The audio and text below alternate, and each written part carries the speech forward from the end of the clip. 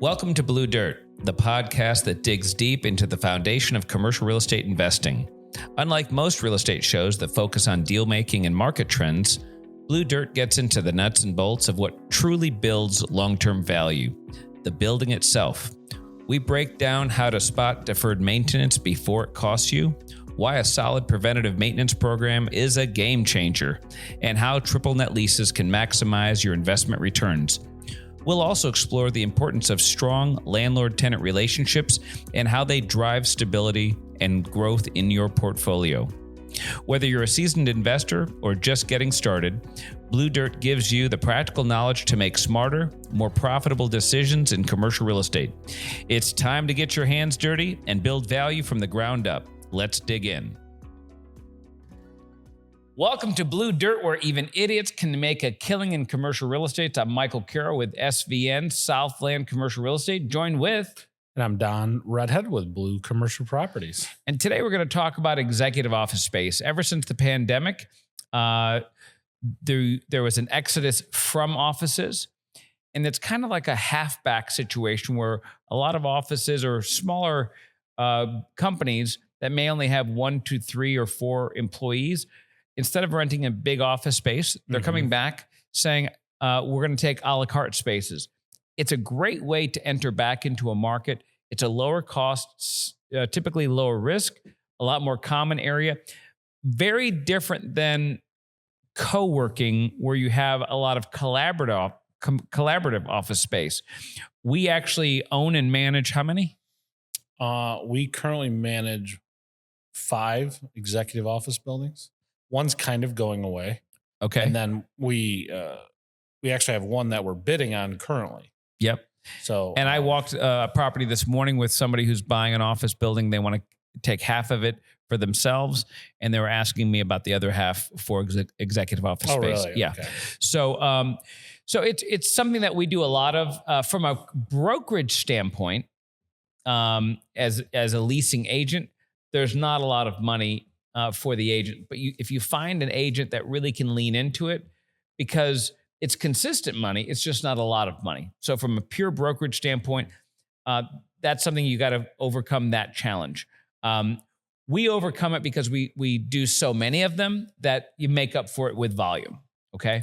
But let's talk about how we take an existing property, make it executive office space, and maybe some of the benefits that we have seen as a landlord and ownership group. But then there's a lot of challenges that you also have from a management of that. So where would you like to start?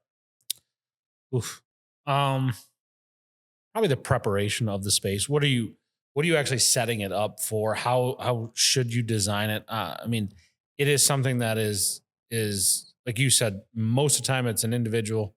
The one I met with yesterday that is going to only be occupying 2 of 18 offices. I don't think he has any other real estate. Okay. So it's kind of, he's getting to play both. He's already an entrepreneur, right? And now he's getting to dip his toes into the real estate side as well. The other part is when they actually, commit to this, it is a little bit of upfront capital expense, right? Because you do need to have the space prepared really for everybody just to kind of move in immediately. Great. So it's well, already. Let's start off with how we backed into, we were one of the early pioneers, adopters of executive office state in our area, but it was really more out of necessity and desperation and not so much demand. There was too. So we purchased a building in downtown area it was vacant. It had 10,000 square feet on the first floor. And so we marketed it 3,000, 4,000, 5,000, 6,000, all the way up to 10,000 square feet. I was willing to break up this building any way that I needed to just to get some tenants going. And fortunately, we found a quick tenant for about 7,000 square feet. It started off less, but then they grew into even more space. Yep. But then there's this extra space that was left over. Good space. It happened to have about 6 offices on one side, but when we put the wall down, it was extra space on one side, and then there were 6 fixed offices down the one side. That side also had a kitchen, and we navigated through the space where we had common area restrooms. Okay. And so we put it on the market to lease out the whole space. And it still flowed very well. Oh, surprise!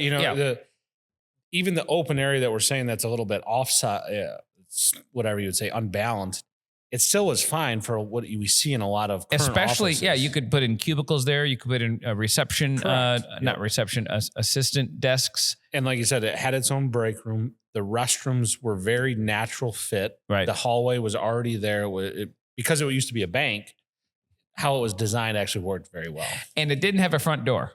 So one of the first things Don had to do was it had a pretty large 6-foot window. Yeah, it was a pretty large glass. So probably a 6-foot glass system. Almost, took at least 6 to 8. Yes, took that out and put in a door. So now we had a front door, and put it on the market for 3,000 square feet. And I mean, it sat for, I don't know, 8-10 months. And this is on, Halifax, our main street. It's north of the central business corridor, but still really in the heart of it. Right. And so I was like, screw it. I'm just going to lease out one office at a time. And because I just wanted to generate some revenue. This particular acquisition included 3 buildings and a parking lot. So we took off a big chunk of space that all was virtually vacant. And so our goal was, one of the buildings was used as a warehouse, so very low rent and just temporary space. So anyways, to my surprise, within 30 days, I leased out all 6 offices to individuals. And I was like, well, hold on a second. This kind of worked out. And so Donnie went to work and built another 7 spaces on that side. 3, one's kind of a double, then 2 more, and then 2 more. Whatever that number is. So he built them out, and they leased out as well. And lo and behold, we're like, hey, we're onto something. Yeah. That's usually how things happen with us is, we get desperate, we make a move, and then find out there's a market for it and got lucky. So then the next building, we had that other building that was being used as a warehouse. We went in there with the specific design of creating a retail space and this executive office space where we were going to move our company into it. And so we designed it to have, I think, 28 offices. Yep. These were a little bit different because this had super high ceilings. And this is where Don, we went through probably 2 years of kept trial and error because why don't we talk about that? Because it was a unique situation. But, if you were going to put HVAC into each office, it would be so expensive. And so let's talk about the noise and the airflow in this building. And to emphasize what you had just said, almost everything we're going to talk about is we had to learn so hard. During the meeting yesterday, I had explained it to that guy. As we went through all the different solutions, this one is even more unique, to go back to the airflow, but we just had to learn the hard way on so many different elements. On my dime, though. And my frustration. Yeah, his frustration, my nickel. But, the thing is, that's what it takes. I mean, but guess what? We're able to share these expensive solutions with other clients who no longer have to spend that kind of money. So... And we don't mind sharing everything because we want everybody to be successful. Yeah, and that's how that meeting was even yesterday was, listen, this is what you need to do, whether you hire us or hire someone else or do it yourself. This is what it needs to be successful. Do not try. And they kept, well, what if we did this? I go, just do it this way. In 6 months, a year, when it's actually working and successful, come back and make those adjustments that you would like to make. But just do it this way from the beginning, and you're going to save yourself a lot of heartache. So with this one, when we were originally building out the offices, the gentleman who was selling us the furniture systems, because they're really glass offices and that's how they sell them as furniture systems. It had what we were sold as a soundproof ceiling or sound dampening ceiling that Right. really wasn't. But we never saw a photo. It's coming. It's coming. It's coming. It's coming. And then at the very end, everything was done. And he was like, okay, I'm going to start building these. And he tried to build them really fast. And we walked in and we're like, that's not what was being described. And that won't work. So we just mixed it. And to be specific, imagine putting up 2x6 joists over an open ceiling, that are maybe 18 inches apart. Yeah. And like a pergola. Yeah, like a pergola. And we're looking at him saying, that's not going to dampen the sound. I mean, it may dampen it, but it's not going to be enough to make it a quiet office. Yeah. So an executive, quiet, professional.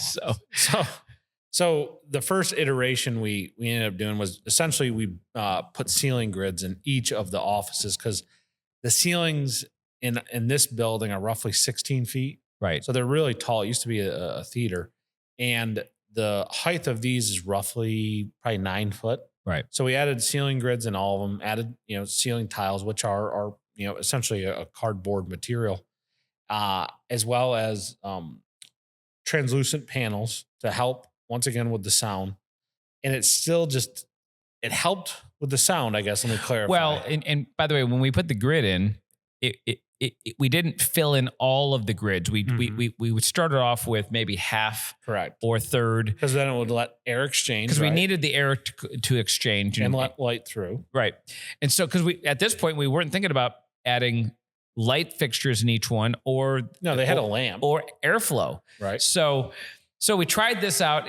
It's still pretty loud. So then it came to, hey, it needs to be quieter. So we added lens covers that fit inside of a ceiling grid. Well, hold on. We also added the Bose noise canceling, so there was this constant buzz. We had Bose in the office. They're just making white noise. So the noise dampening systems that these Bose speakers, they're actually casting noise just to try to quiet down the other noise, right? Just to be louder. It's than not that really noise canceling. It's just noise on top of noise. So that's all we're just. So you had a headache. I mean, it's just this constant, just whatever it was. It was a buzz. Wasn't enjoyable. So kept getting complaints. So then we had to take the next step, which was to fill in the rest of the void and add those lens covers, which allowed light through, but basically turned it into a hot box. Yeah. So after dealing with that for a few months and actually, experiencing it, dealing with it, we're like, okay, we have to come up with another solution, because some of these people will go in this executive office and sit there for 4 hours, making phone calls, without opening the door. You open the door once, you get a lot of air exchange. Correct. Because they're not big. They're very small offices. Right. These ones we call these micro offices. Yep. So I don't know where the idea originated, but essentially it was a few different ideas. And essentially we added exhaust fans that you would see in a typical restroom. And we added one into each of the offices. But what we did was we added the smart switches or smart outlets to these, to where we could control them from an iPad. So we put an iPad in a central location, added the exhaust fans throughout. That way it would pull the heat load out and then try to pull air in, underneath the door or wherever it could actually get it in. And it was, I don't even know how much cheaper than it would have been running duct. We're talking 10 cents on the dollar, 5 cents on the dollar, right? Relatively speaking. So, but I think the big part of it was to have the central iPad with the smart. Hold on, is that what you're saying we have now? Yeah. Okay. Well, let me add one thing to it, because we had a couple of tests before we ended with the final product. Oh yeah. But the final product is actually really cool. It actually has a light and a fan all combined, right? And so you go to the iPad for your office, you hit your office number, you can hit light, it'll turn to the lights on, and you can hit the fan. Mm-hmm. So sometimes people don't want the fan, so you don't hit the fan. And so we finally landed on something that really works.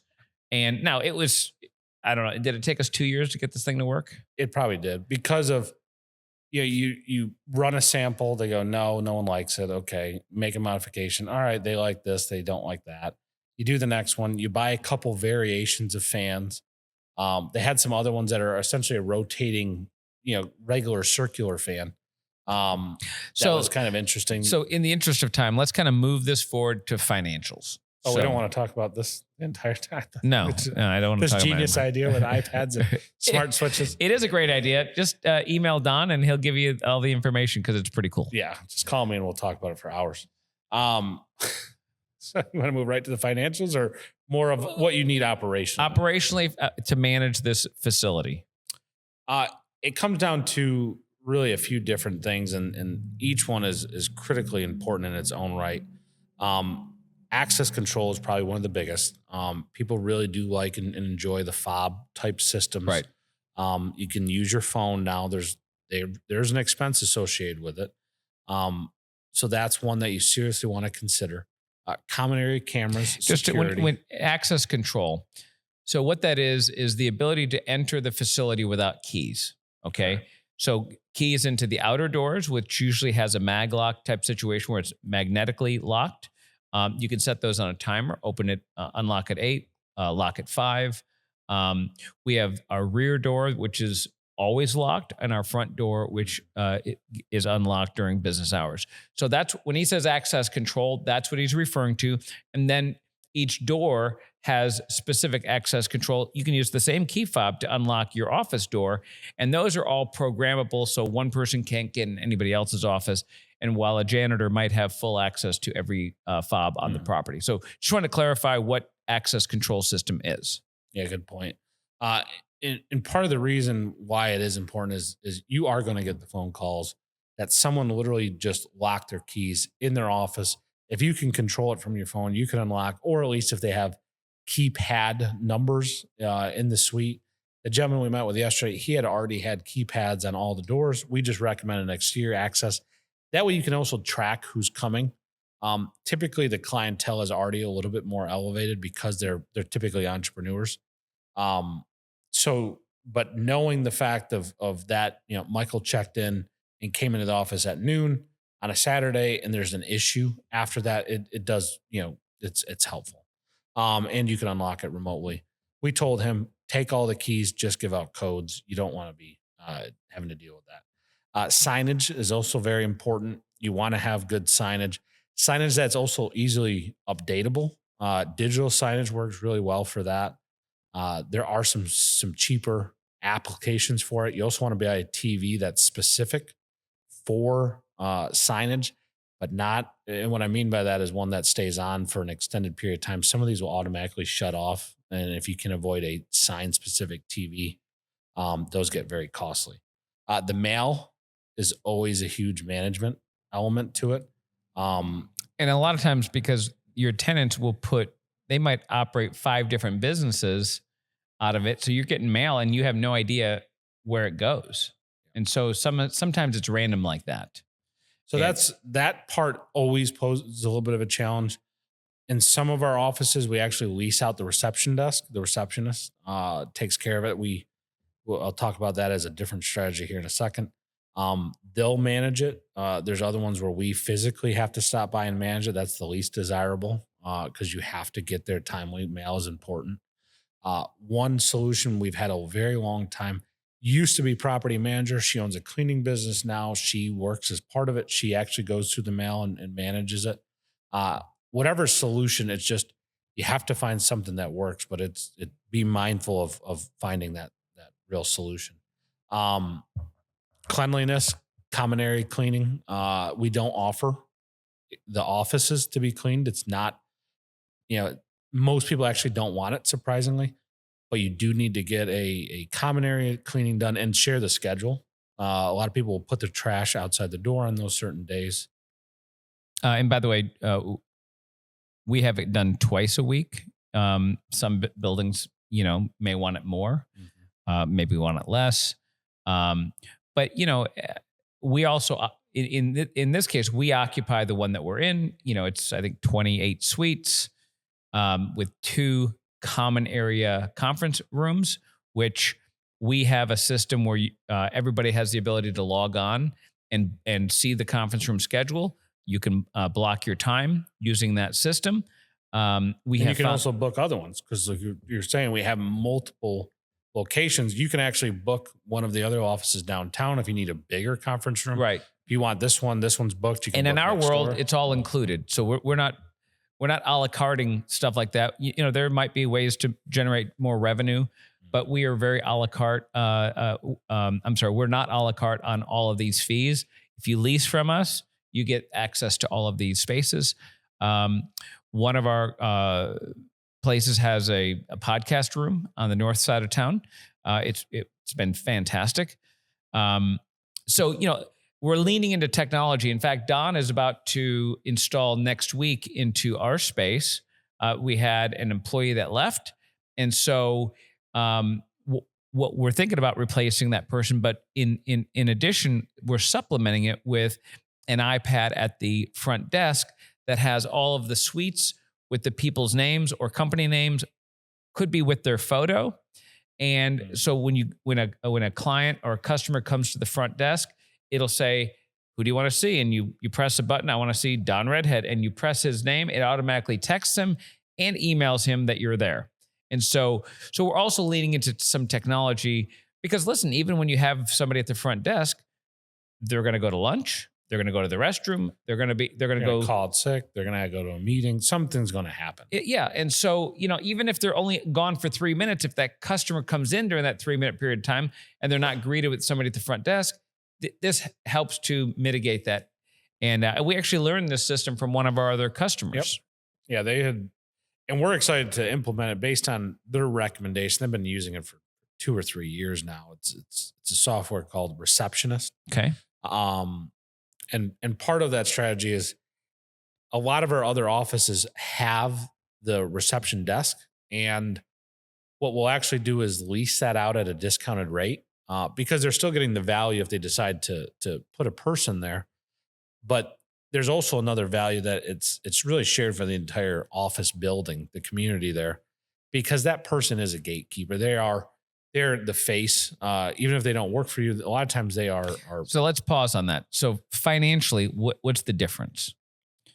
Well, if you're a property owner and you hire somebody for the front desk, you're spending a lot of money for that.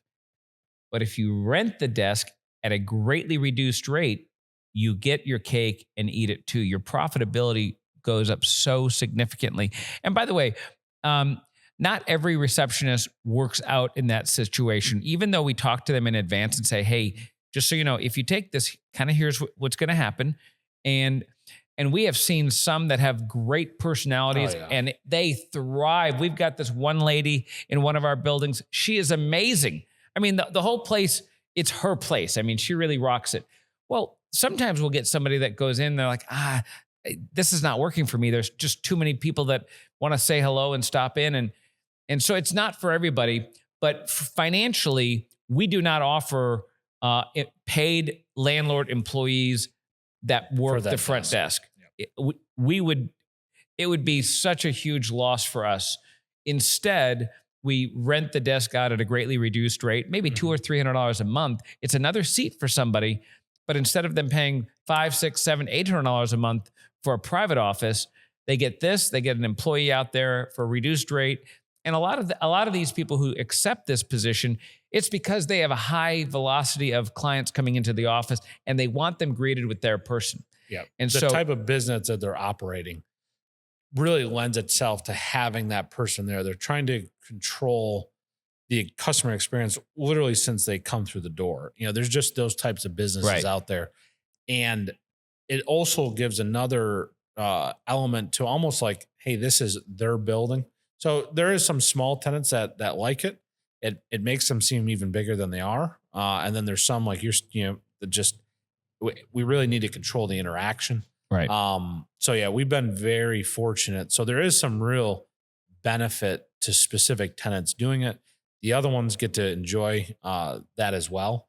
And then now we're layering in additional this receptionist app. And what we've had to do in the meantime with other ones or other buildings that are missing the receptionist part, physical person, you just have to have really good signage. That's outdoor signage, directional signage to get there, signage as soon as you get into the lobby, saying where everyone's at, signage on the spaces. We have signage, individual placards on each glass office And by the to way, say the name of and it. just so you know, we buy the stuff that you can simply type on a computer, print it on your printer, cut it out, and put it Yep. in it. And it looks really professional because, use their logos. We have consistent signage throughout. Every sign is the same. The layout within the sign is the same, but we can customize and overlay with their logo, their suite number, the person working there. It really, It looks nice. it looks great. It's consistent, but again, operationally, our goal is to make it as affordable as possible. So let's recap the signage. Get the signage on the door, which we print off of the computer. Costs nothing but a few minutes of time. The signage on the directional, as people walk in, we have a TV. Don said, if you get the sign computer, it's just stupid expensive. Just get a regular TV. You can buy them for practically nothing. You just have to have them programmed. And then outside, we actually have a physical sign where they're metal plates that is going to cost a little bit extra for the sign company to come out and just change that. When I say more expensive, it's probably going to be $20 to $50. So it's not expensive. And the tenant pays for that. It's their sign. But identify the sign company you want to use, a good local one that's, probably did that sign itself, and connect them with it. You want to be able to step out of that as fast as you can. Have them. And the reason why he knows that is because we didn't step out of it for a long time, and it really is a time suck. And so, hey, that's a call that I'm not taking. Another one that is usually a lot of source of debate, mostly because of the money up front, but is laying out all the offices with furniture. We believe it's money well spent. It gives a continuity of the space. You get stand-up desks in there, an extra desk. Let's go back a step. How did we get there? Well, our first office space, I said, I'm not in the furniture business. I don't want to put furniture in all these offices. Why would I spend all this money?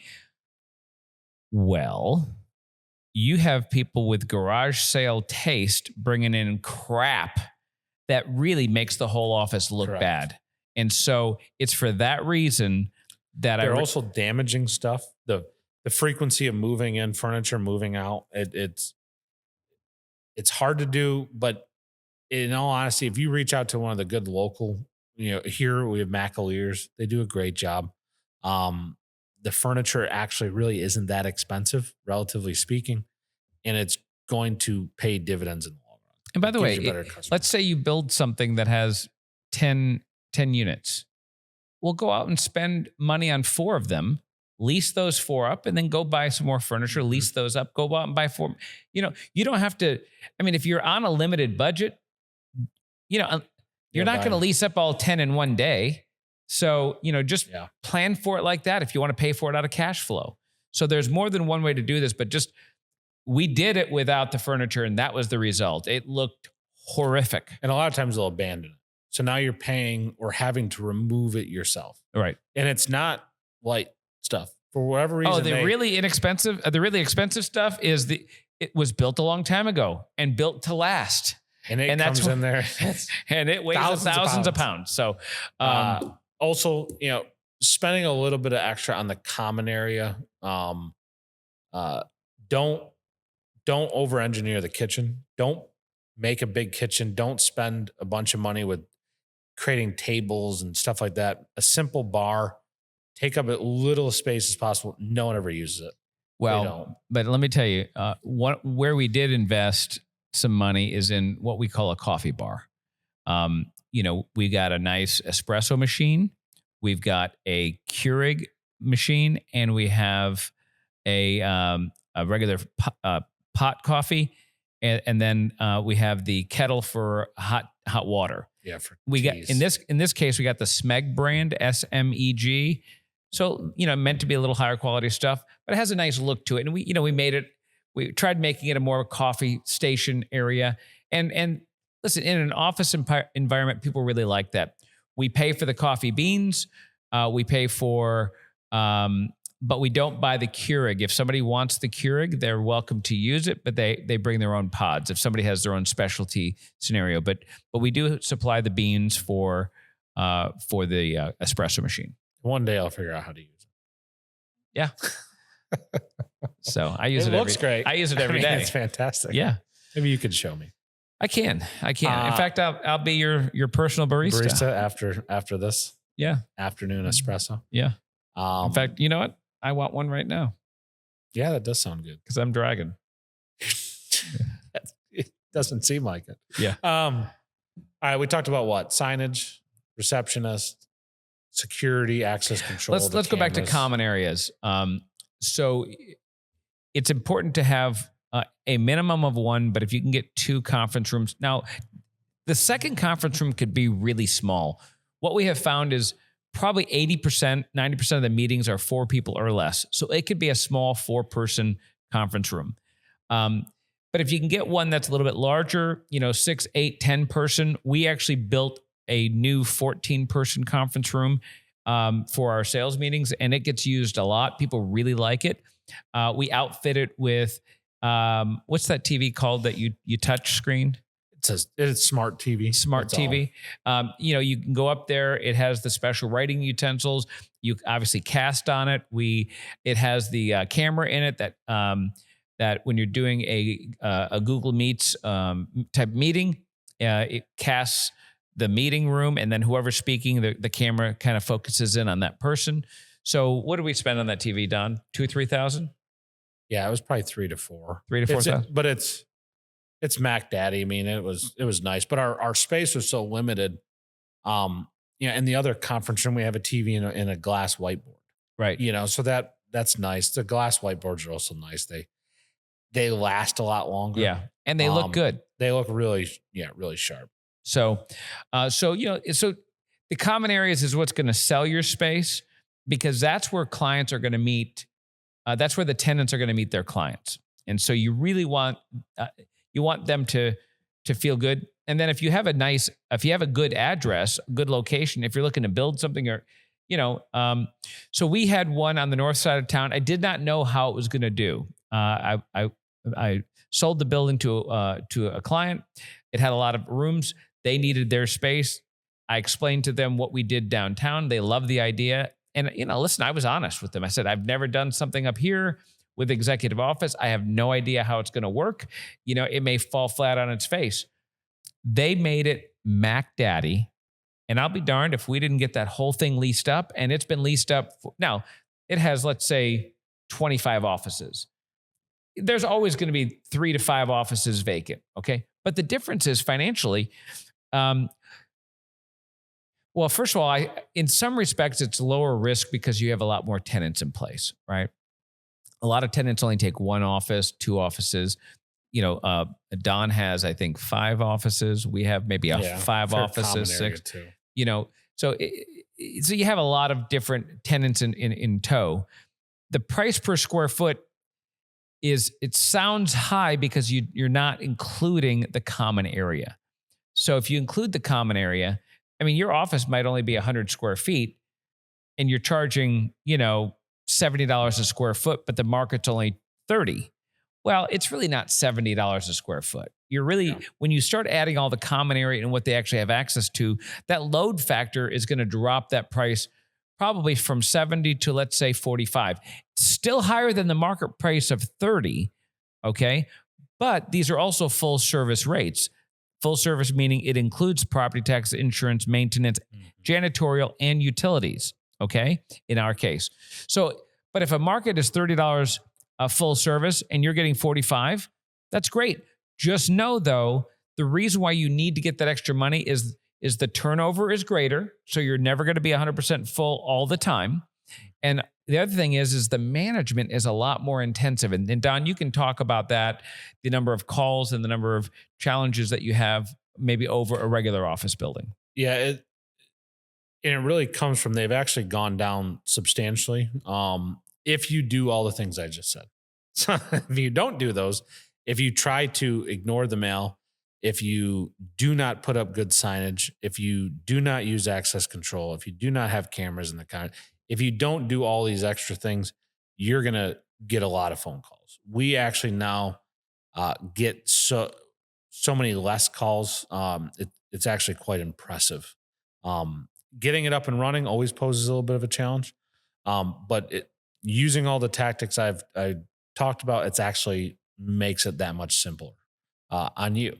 So, and he mentioned something that we had not talked about: camera systems. We do have camera systems. We believe in a lot of security, a lot of cameras in the common areas.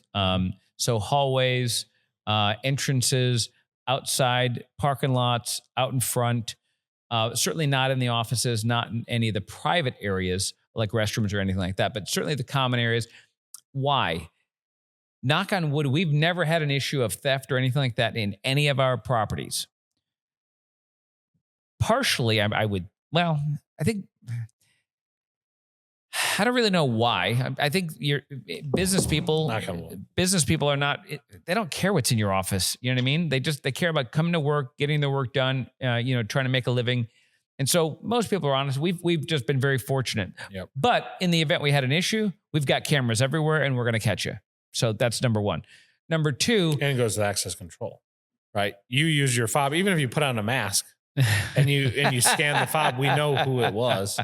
So it's like, okay. And we have it on the cameras in the parking lot. So yeah, there's so if you're going to steal, use somebody else's car.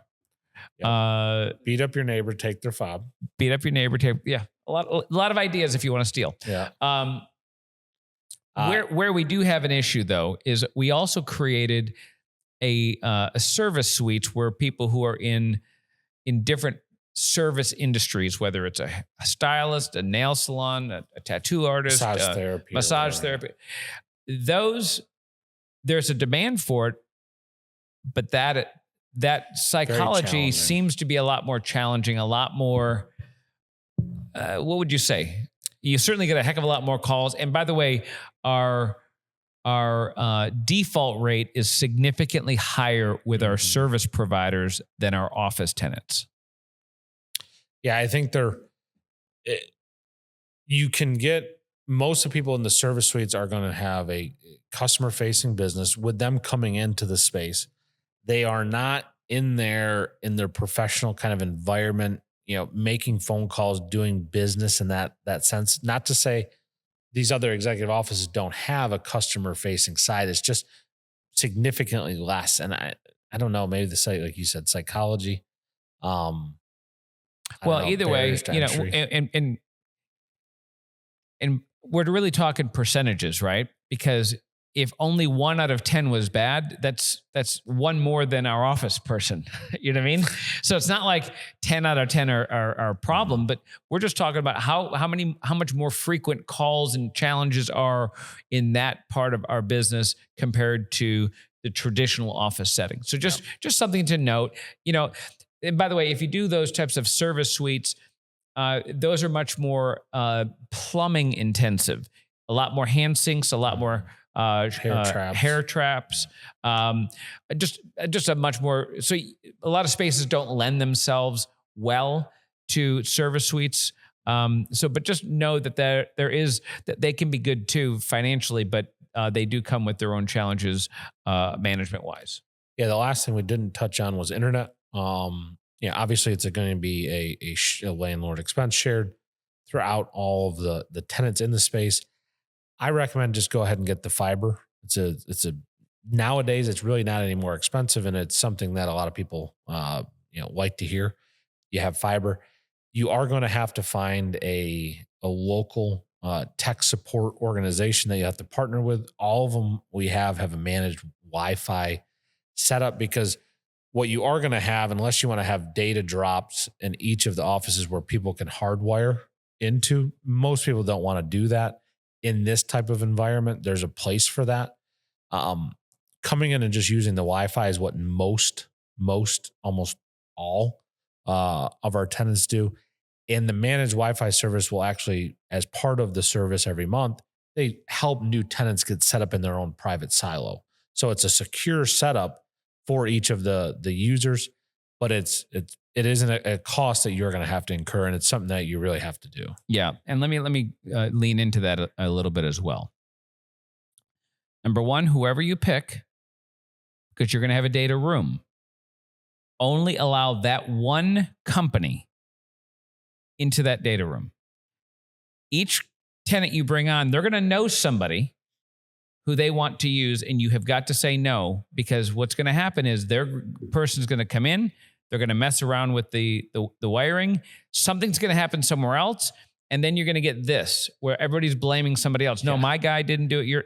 And so save Doesn't yourself the matter. heartache. You got to pick one company, and everybody has to use that same company. Number two, if you're getting financial, legal, or medical clients, they're going to want a dedicated service. That's still no problem, okay? They're going to call your guy, and they're going to set up a dedicated, secure service that still will be a supplemental, and then we have them pay directly for that extra service. But again, only use one company, but just know when you're dealing with medical, financial, and legal, they're going to have to get a dedicated service because of their licensing. Yeah, that's been implemented now for so long, I forgot about it. Yeah, you'll save yourself so much time, because all the tech people are all smarter than the other tech guy, and they all point each other. They go, "This guy did it all completely wrong, but I can fix it for you." And then the other guy comes in, and they're all it's just save yourself. Yeah. In fact, I said that so eloquently, but he felt the need to just kind of restate it in a bunch of extra hilarious jargon. But he's right, though. If I repeat what he says, it means it's important. Well, then you should be repeating everything. We don't have time for that. It's only if it's really, really important. Don't get the phones. People just use their cell phones. There's no reason to go through that upfront expense of buying phones. You can definitely save money there. Printer service, you'd have to lease one. That's better. They'll set it up to where they'll have to use a code, and you can get an account reconciliation, add a bill back if you feel like it. I think that's about it. Yeah, I tell you, we have how many? We own what, 3? 1, 2, 3. Yeah, and then the service suites. So we had 5, but I had somebody come in and lease up the entire space in one of our buildings. So it went from an executive space to a single space, and we have 6. We got 3 ourselves, 3 that we manage for others. 1 potentially we're about to take on. Maybe 2. Depends on. No, either way, we have found them to be very successful. You just need to know these steps going in, and it'll help you come out successful on the other end. And it can be very, very profitable. But it's good entry to commercial real estate. It really is, and it helps to diversify your risk. Yeah. So, well, that wraps up another episode of the Blue Dirt Podcast, where even idiots like Don and I can make a killing in commercial real estate. That's a wrap for this episode of Blue Dirt. We're here to help you build smarter, invest wiser, and create long-term value in commercial real estate, one solid foundation at a time. If you found today's insights useful, be sure to subscribe so you never miss an episode. And if you know somebody who could benefit from these discussions, share Blue Dirt with them. Got questions or topics you'd like us to cover? Reach out. We'd love to hear from you. Until next time, keep digging deep, stay sharp, and remember, real value is built from the ground up. See you on the next episode.